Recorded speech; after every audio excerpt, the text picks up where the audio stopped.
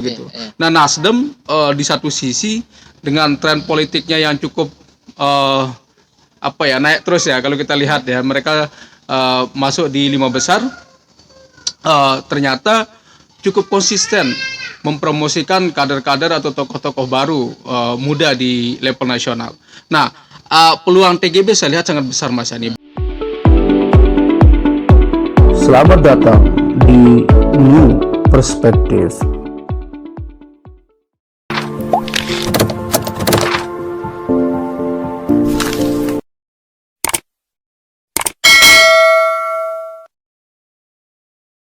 Kembali lagi di New Perspective ya.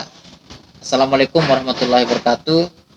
Kembali lagi kita berjumpa guys di New Perspective. Pada sore kali ini kita akan berdiskusi terkait dengan potensi TGB diusung Partai Nasdem di Pilpres 2024. Dan saya sore ini ditemani oleh analisis politik kita, Pak Dr. Saiful Hamdi, dosen Universitas Mataram. Ya, seperti yang kita ketahui ya, Pilpres 2024 tinggal 3 tahun lagi begitu. Dan rencananya Partai Nasdem akan membuka kompensi, dan kabarnya kompensi ini akan mulai digelar akhir tahun 2021 ini atau awal 2022 begitu. Dan dalam kompensi itu Partai Nasdem akan menjaring putra-putra terbaik yang berpeluang untuk bisa dijagokan atau diusung oleh Partai Nasdem di Pilpres 2024 begitu. Dan salah satu tokoh yang diminta oleh Nasdem untuk meramaikan kompensi capres Partai Nasdem adalah Dr. TGB Zainul Majdi, mantan gubernur NTB 2 periode atau yang lebih populer disebut dengan TGB.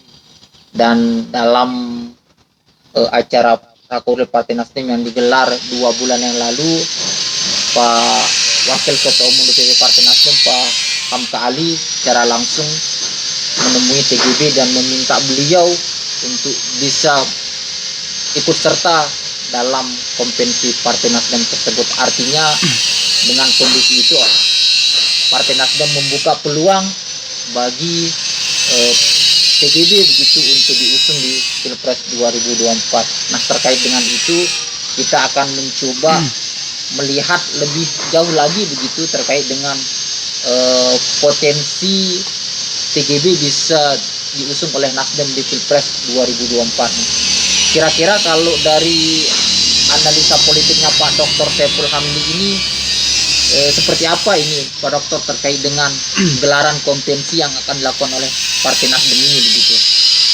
Ya, Assalamualaikum warahmatullahi wabarakatuh. Waalaikumsalam warahmatullahi wabarakatuh. Terima kasih banyak, Mas Yani. Kita membahas salah satu isu yang saya kira sangat penting ya untuk masyarakat Indonesia pada umumnya dan juga masyarakat NTB khususnya. Kali ini kita berbicara tentang peluang Tuan Guru Bajang menjadi calon presiden ataupun calon wakil presiden di 2024 ya, diusung oleh Nasdem. Jadi yang pertama, Mas Yani, saya melihat begini bahwa Nasdem salah satu partai yang dalam catatan saya ya, partai yang cukup konsisten, tidak banyak janji, tetapi mereka justru ingin memproduksi tokoh-tokoh atau mencetak tokoh-tokoh baru begitu yang muda untuk tampil di pentas nasional. Karena kemarin ya, kalau kita lihat bagaimana kemudian TGB memilih berlabuh di Partai Golkar ya, padahal Bang Surya Paloh sudah ke Pancor waktu itu. Tetapi saya dengar-dengar sih alasan TGB memilih Golkar pada waktu itu karena kan Pilpres kemarin itu semua orang terjebak ya di dalam keterbelahan itu, terutama Metro TV kita tahu sangat negatif di mata umat Islam ya. Bagaimana Metro TV dijadikan sebagai corong mendukung program-program kampanye Jokowi. Nah, saya kira itu yang kemudian salah satu alasan TGB berlabuh ke Golkar. Jadi Golkar itu dianggap jalan tengah. Tetapi apa yang terjadi? Ya, kalau kita lihat bahwa TGB banyak di prank gitu. Ya, Jadi beliau dijanjikan sebagai calon menteri di Golkar, ya. Tetapi siapa yang muncul coba? Ya. Ketika beberapa calon yang disodorkan, justru yang muncul adalah calon-calon dari pemerintah yang masih aktif menjabat sebagai bupati. Ya. Saya nggak tahu apakah ada deal di belakang itu di dalam Partai Golkar sendiri. Ya. Kenapa kemudian orang yang masih menjabat ya lalu dicalonkan menjadi menteri dan dia harus mengorbankan jabatannya. Kenapa kemudian tokoh-tokoh besar ya termasuk TGB ya. Walaupun beliau baru di Golkar, tetapi saya melihat peran beliau dan nama beliau sebagai mantan gubernur NTB 2 periode, sebagai ulama yang cukup dikenal di Indonesia, yang punya peluang, tidak pernah ataupun gagal dicalonkan begitu. Nah, ini saya melihat bahwa TGB banyak diprank oleh Golkar. Saya bersyukur Mas Ani kemudian sekarang ini justru NWDI beralih ke Nasdem. Catatan saya bahwa Surya Paloh ini cukup konsisten begitu. Beliau selalu ingin mempromosikan kader-kader yang mau tampil di pentas nasional. Dan kita tahu slogan yang yang dicetuskan oleh Surya Paloh pada waktu itu, partai tanpa mahar. Ya. Ini bukan rahasia umum. Bagaimana kemudian seorang calon dia harus membayar besar sekali ke partai politik. Entah itu di partai Golkar, Gerindra, ya kemudian Demokrat. Nah ini yang kemudian kita lihat sebelum bertarung aja mereka sudah berkorban banyak begitu. Nah Nasdem di satu sisi dengan tren politiknya yang cukup naik terus ya kalau kita lihat ya mereka masuk di 5 besar. Ternyata cukup konsisten mempromosikan kader-kader atau tokoh-tokoh baru muda di level nasional. Nah, peluang TGB saya lihat sangat besar Mas Yani. Bagaimana kemudian Surya Paloh ya di kementerian kemarin walaupun baru kalau dianggap potensial akan dicalonkan. Nah, disinilah kemudian pintu masuknya Tuan Guru Bajang. Jadi sangat strategis ketika NWDI ini memilih Partai Nasdem untuk berlabuh, kemudian bisa menyodorkan Tuan Guru Bajang menjadi capres dan cawapres di pilkada di pemilu 2024. Karena kalau di Demokrat ya, susahnya di Demokrat ini kan sudah ada putra mahkota di sana, udah ada Bang AHY yang katakanlah memang digodok-godok oleh SBY sebagai penerus ya SBY 2 lah begitu di Indonesia ini. Jadi sangat sulit kemudian TGB berada di sana ya di bawah bayang-bayang SBY kemudian AHY. Ini saya kira keputusan politik yang cukup berani oleh Tuan Guru pada waktu itu. Walaupun beliau berseberangan dengan partainya, beliau sudah mencoba mengikhtiarkan menjadi cawapresnya Jokowi pada waktu itu. Walaupun di ujungnya gagal ya di injury time ya karena disalib oleh Ma'ruf Amin. Jadi Kiai Ma'ruf Amin banyak sekali menyalip orang pada waktu itu. Mahfud MD, ada Muldoko, ada TGB dan calon-calon lain ya. Jadi nah ini juga menarik Mas Ani. Kenapa kemudian setting politik kita di Indonesia ini tidak pernah mapan gitu, tidak pernah matang dari awal. Selalu ada salip-salipan gitu di akhir-akhir ya. Ini negosiasinya sangat tinggi begitu. Nah kalau kita berkaca pada pilpres ya di US misalkan, ya udah jelas sebelumnya mereka sudah memilih pasangannya begitu untuk tampil di pilpres ya. Kalau ada yang tidak mau mencalonkan diri ya udah mereka lebih dulu mengundurkan diri. Nah di Indonesia ini tiba-tiba kita lihat fenomena yang terjadi justru di injury time banyak tokoh-tokoh baru yang muncul yang tidak pernah diprediksi begitu, termasuk kemunculannya Ma'ruf Amin. Dan ini yang kemudian menggagalkan Tuan Guru Bajang kemarin untuk nyalon di pilpres.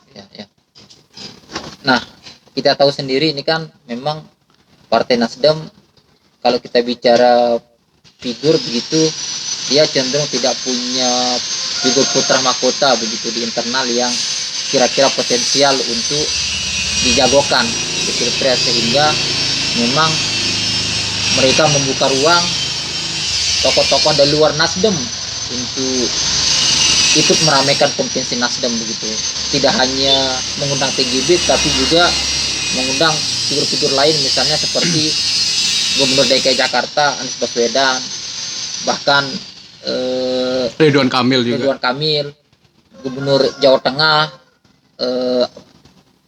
Ganjar Pranowo begitu. Tentu ini kan nama-nama yang kita tahu sudah popularitas mereka begitu cukup tinggi dari segi survei segala macam. Iya. Nah, tentu ini menjadi kompetitor TGB juga nanti di konvensi begitu. Nah, dengan pesaing-pesaing seperti itu, kira-kira TGB bisa mendapatkan tiket usungan Nasdem nggak begitu, dengan melihat figur-figur lain juga yang akan meramaikan begitu. Karena kalau kita lihat dari beberapa hasil survei ini kan cenderung memang 3 nama ini yang hampir di semua survei itu 3 besar begitu, yaitu Anies Baswedan, Ganjar Pranowo, dan Prabowo Subianto. Nah, sedangkan kita tahu sendiri kan Anies tidak punya parti, sehingga peluangnya dia memang akan fokus merebut Nasdem begitu. Yeah. Sedangkan Ganjar kita tahu bukan putra mahkota di PDIP, bahkan beberapa statement elit PDIP itu sudah mulai memberikan ultimatum kepada Ganjar untuk tidak melakukan aktivitas-aktivitas yang berbau dukungan untuk Pilpres. Nah, sedangkan Ganjar sendiri kan sepertinya memang menyadari bahwa dia bukan putra mahkota, sehingga dia pun juga melirik Nasdem begitu sebagai kendaraan. Nah, seperti apa Abang melihat ini begitu? Ya Mas Yani, saya kira dulu sebenarnya yang membuka konvensi pertama kali itu Demokrat. Ya, kita ingat SBY pada waktu itu mencoba membuat sistem baru ya dalam menyeleksi tokoh-tokoh yang mau tampil di kursi presiden. Tetapi ternyata hasilnya gagal semua. Ini saya kira prank juga ya buat tokoh-tokoh kita yang sudah capek-capek berkeringat berdebat di sana, ternyata tidak dicalonkan. Saya kira ini salah satu menjadi catatan buruk lah di Partai Demokrat pada waktu itu. Kenapa kemudian calon mereka yang sudah benar-benar all out ya melakukan roadshow, menyebarkan ya, men-sharing ide-ide besar mereka membangun Indonesia itu tidak bisa kemudian teradopsi begitu, terakomodir di dalam Partai Demokrat. Nah, Nasdem kalau meniru konvensi nasional yang dilakukan oleh Partai Demokrat, saya kira ini sangat luar biasa. Kita bisa melihat ini strategi baru ya buat Partai Nasdem sendiri yang ingin terbuka menyeleksi calon-calon baru yang ada. Tadi Mas Yani mempertanyakan bagaimana persaingan ya kompetitor TGB di survei-survei yang ada. Ya, kita tahu memang tokoh-tokoh yang kemudian surveinya tinggi, ya ada Prabowo Subianto, ada Ganjar, ya kemudian ada Anies Baswedan. Ya, mereka ini kan 7% ke atas ya. Tetapi begini Mas Yani, kita tahu bahwa kenapa mereka kemudian surveinya tinggi, karena pertama mereka masih menjabat, ya masih menjabat, namanya selalu muncul di media. Ya. Prabowo Subianto menjadi Menteri Pertahanan, kemudian Ganjar Pranowo periode kedua di Jawa Tengah. Ya. Kemudian ada Anies Baswedan, dia Gubernur DKI Jakarta yang tiap hari kemudian disorot kinerjanya, disorot prestasinya, dan ini menjadi bonus buat mereka begitu untuk disurvei. Nah, saya kira inilah yang kemudian kenapa kemudian survei mereka sangat tinggi. Padahal belum tentu kalau kita bicara fluktuasi politik ya, perubahan-perubahan politik yang terjadi setiap detik ini bisa saja kemudian nanti berubah komposisi dari ranking survei ini.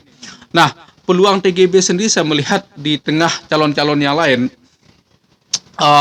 Kemarin sempat saya membedah Mas Yani ya, bagaimana kemudian TGB ini dari segi personalitas ya. Kita melihat beliau punya karisma politik ya di panggung begitu. Jadi salah satu kelebihan beliau beberapa yang saya sebutkan yang tidak dimiliki oleh calon-calon lain ini Mas Yani. Pertama, beliau adalah seorang ulama dan umaro ya. Jadi udah dibuktikan sosok TGB alumni Al-Azhar memimpin ormas terbesar di NTB, Nahdlatul Wathon Diniyah Islamiyah.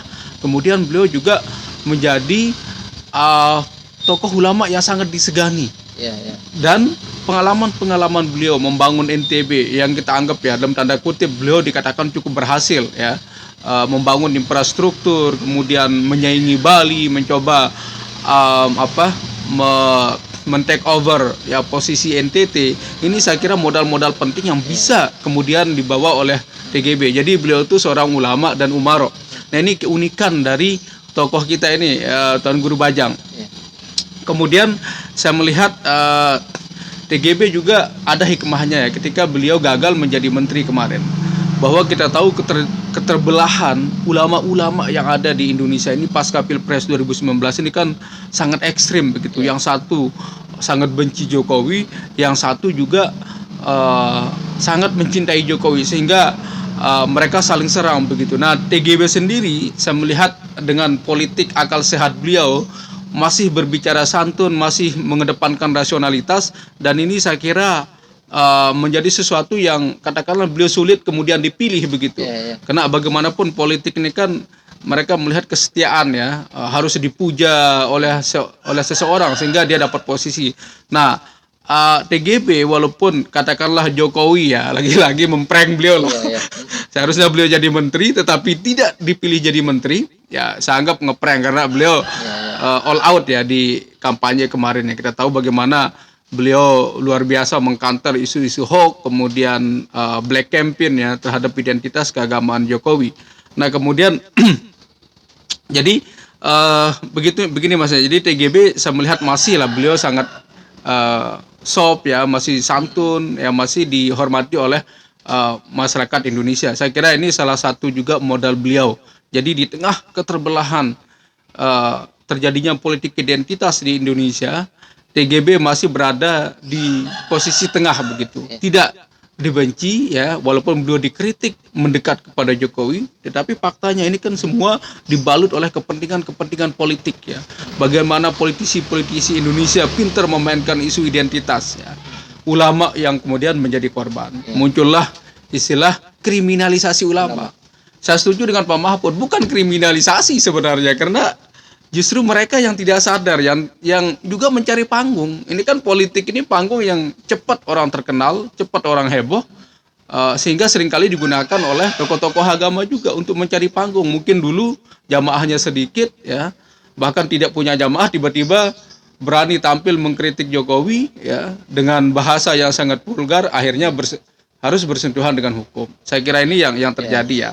Nah, TGB dalam posisi ini saya melihat dengan konsep dakwah beliau Islam wasatiyah ini masih bisalah diterima oleh masyarakat Indonesia.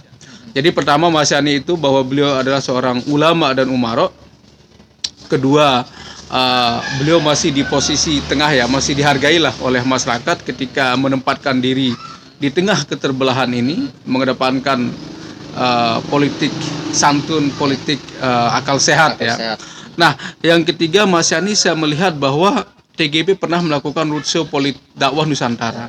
Nah, ini pasti juga menjadi bekal beliau bagaimana kemudian masyarakat ingat bahwa ini TGB ini dulu pernah, dan masyarakat Indonesia berharap beliau dicalonkan pada waktu itu minimal mendampingi Prabowo. Ya, tetapi dengan kondisi politik yang ada tidak sulit juga ya menjadi wakil Prabowo pada waktu itu. Akhirnya apa yang terjadi, kita lihat Prabowo justru memilih Sandiaga Uno menjadi wakilnya. Nah, catatan ini Mas Yani menjadi kalau bahasanya Putnam itu kan Robert Putnam, bahwa ini merupakan sosial kapital yang beliau miliki. Beliau sudah punya jaringan di Nusantara ya, melalui NWDI. Jadi NWDI kalau tidak salah udah punya cabang di seluruh provinsi yang ada di Indonesia.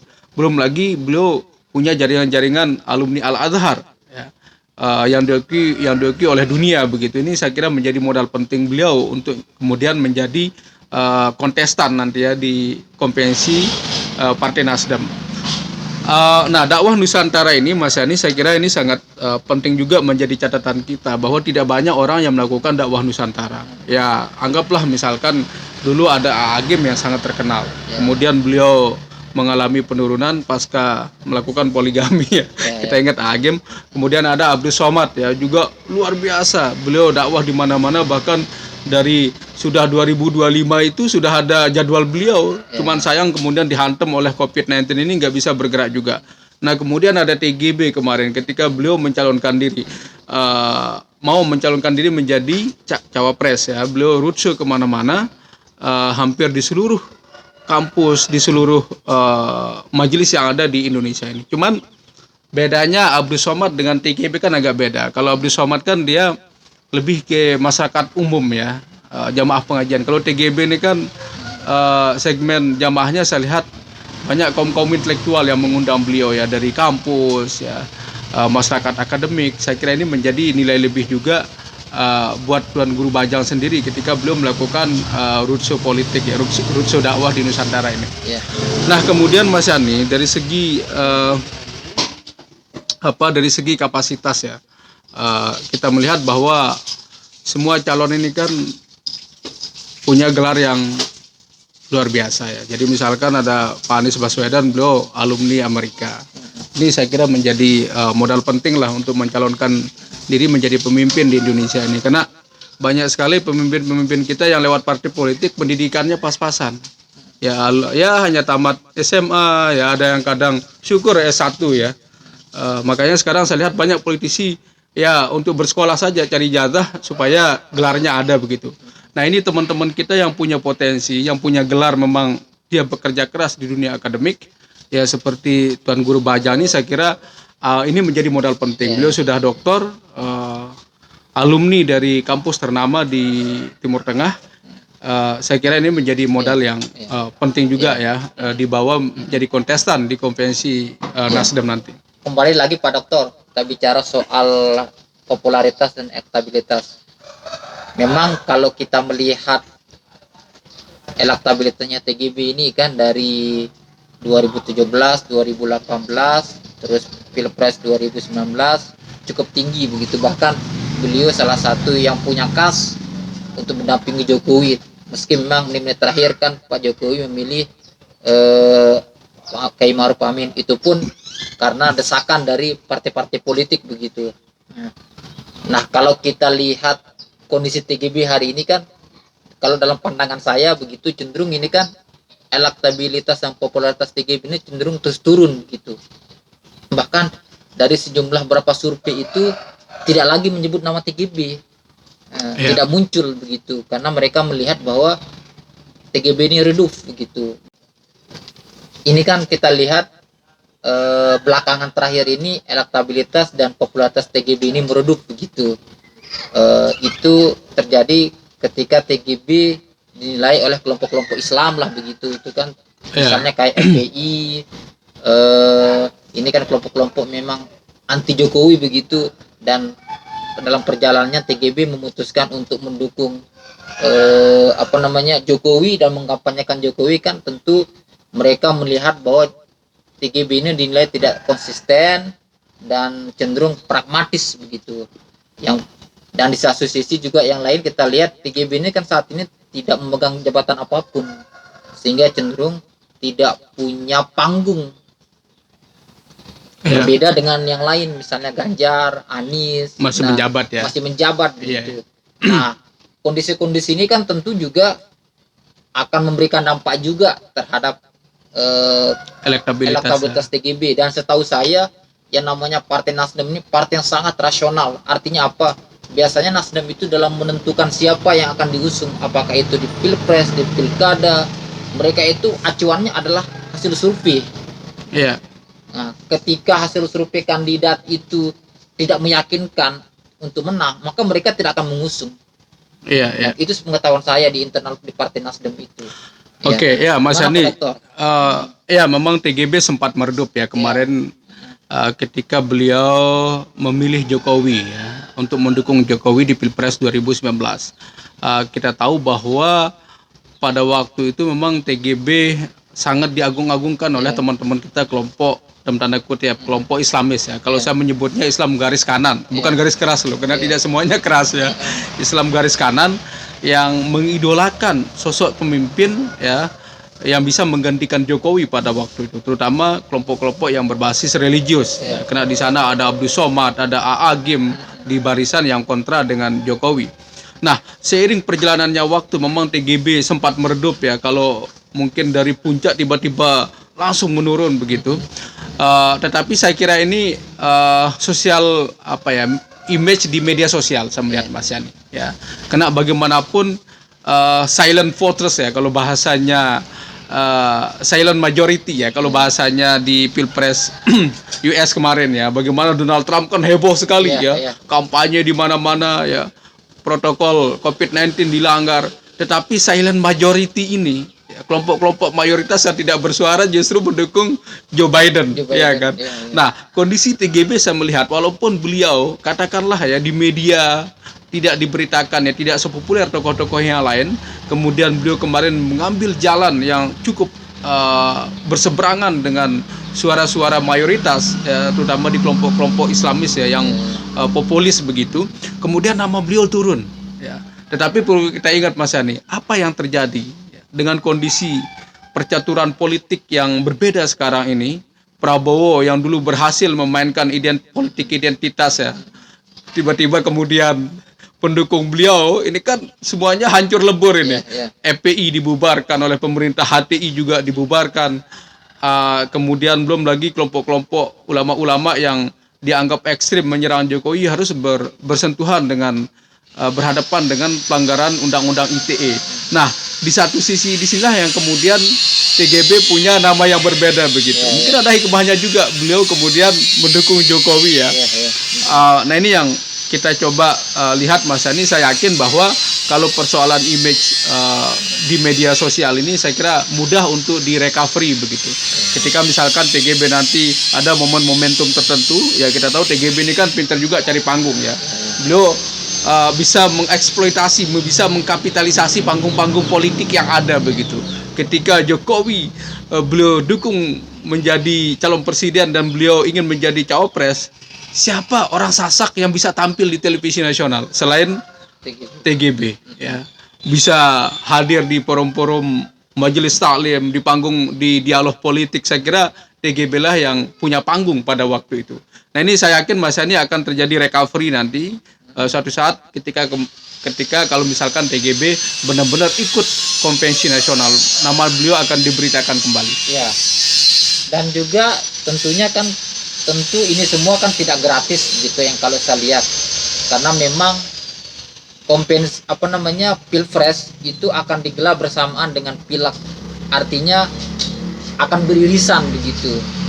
Dengan kondisi ini tentu Partai Nasdem juga kan tentu akan memberikan kerja-kerja politik juga terhadap kandidat capres yang akan diusung begitu. Nah, kalau seandainya misalnya Partai Nasdem mendukung TGB begitu, kira-kira ini bisa berimbas nggak dengan perolehan suara atau terdongkraknya rehan kursi Nasdem di NTB begitu? Oh iya, pasti Mas Yani. Ini saya kira PR besar ya buat teman-teman kita di NWDI untuk bekerja maksimal ya membesarkan Partai Nasdem.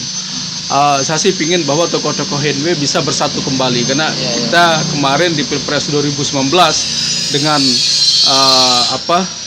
terbaginya konsentrasi tokoh-tokoh NW, ada yang di Golkar, ada yang kemudian di Demokrat, ada yang di Nasdem. Coba sekarang kita berpikir untuk proyek yang lebih besar ya. Ya tentu juga dengan keberadaan Tuan Guru Mahali di Partai Demokrat yang menjadi dinamika tersendiri lah. Tidak selalu negatif ya, bisa juga positif ya ketika nanti ada koalisi antara Nasdem dengan Partai Demokrat. Tetapi yang saya ingin lihat untuk kedepannya, bagaimana kemudian PR dari teman-teman NWDI ini membesarkan Partai Nasdem, memenangkan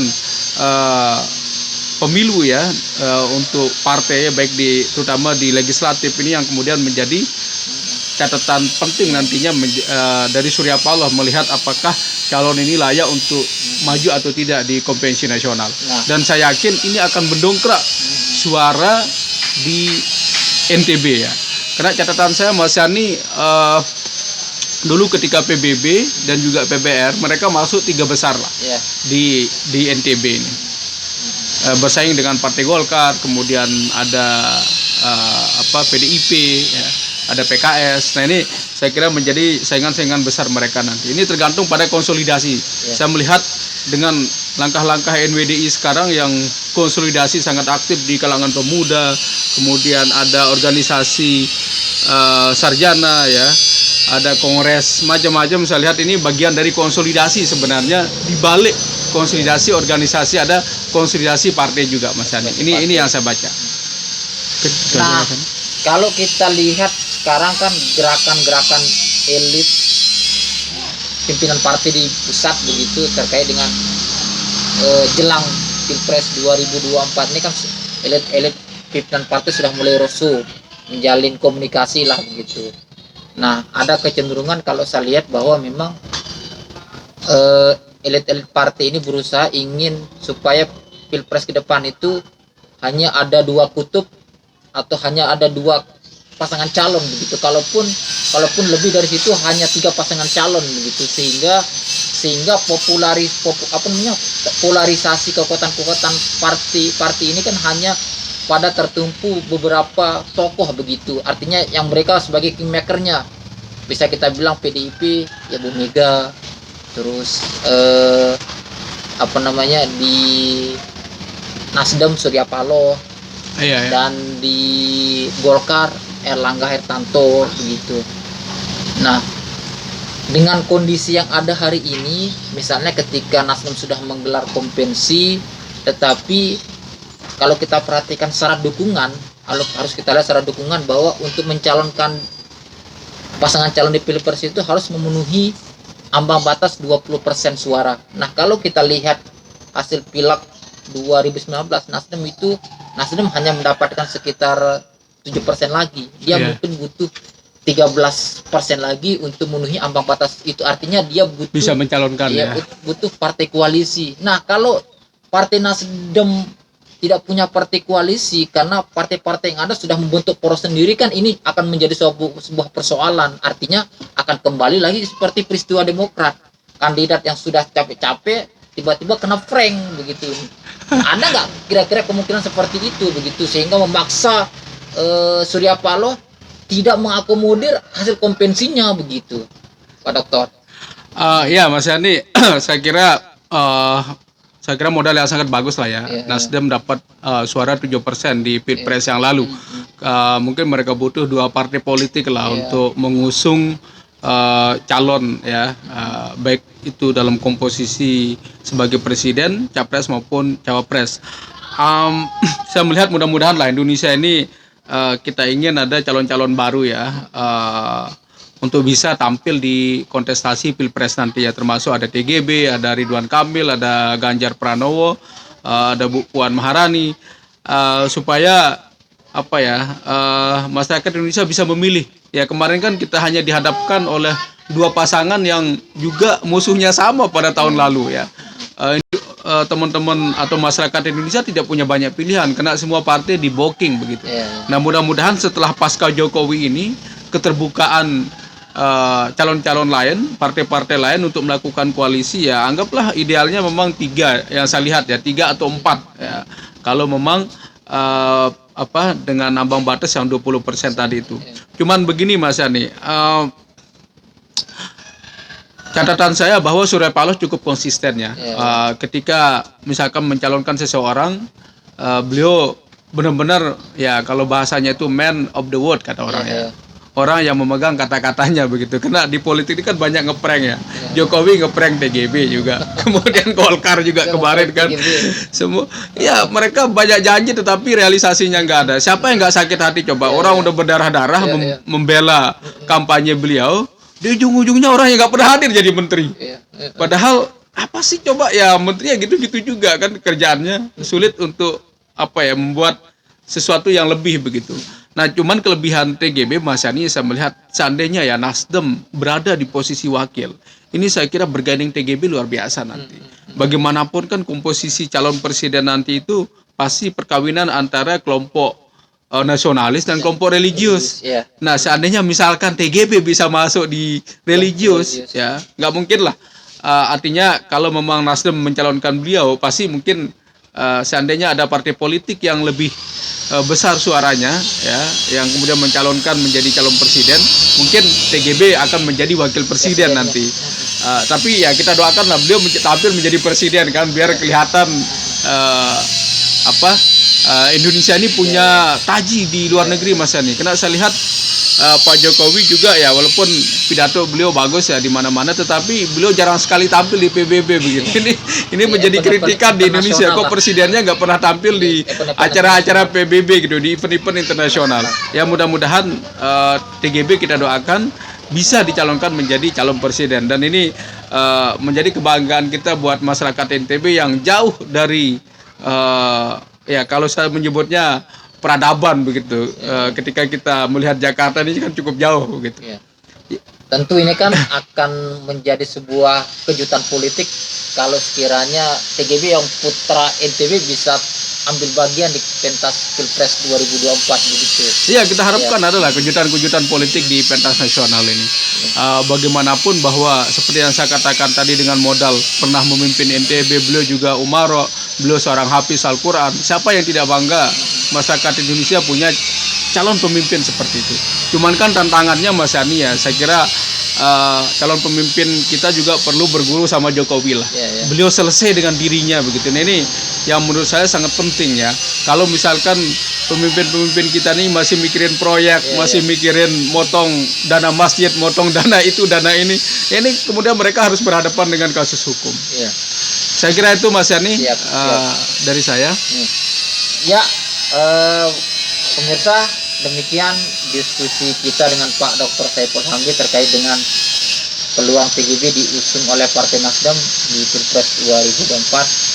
Sampai ketemu lagi di new perspektif yang berbeda.